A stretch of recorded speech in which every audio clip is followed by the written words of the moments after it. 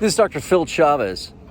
Right now I'm at Queen of Heaven Catholic Cemetery in Rowland Heights, California. That's in Los Angeles County.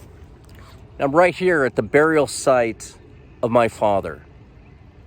April 1st, 2010, my father dies 3 weeks before his 74th birthday, and exactly 6 months to the day before it would have been his 50th wedding anniversary.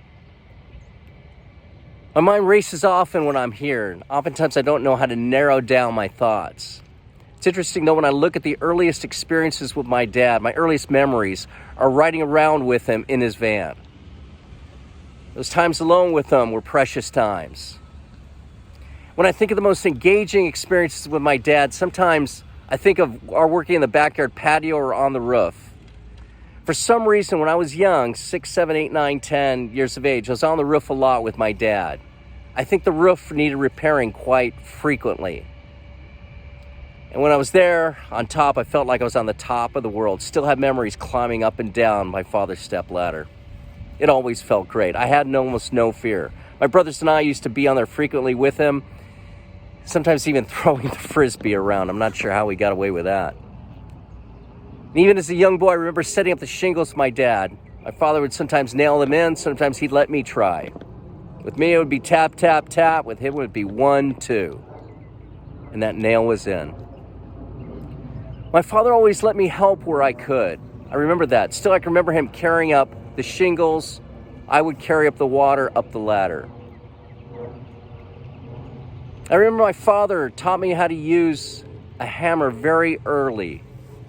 I remember his instructions. We were on the patio. He used to build many things around the house, especially shelves.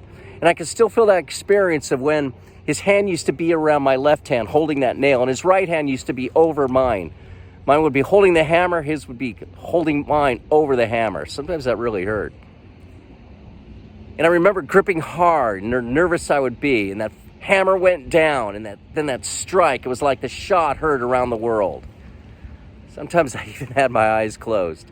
But I eventually learned how to use a hammer, and I learned very well at a young age. I can still feel your hand over mine, Dad. Thank you for all the past experiences, all the teaching, inviting me into your work, making it our work. And somehow, Dad, I still feel that continues to this day. I do still feel your hand over mine. And Dad, I'm so grateful. Thank you.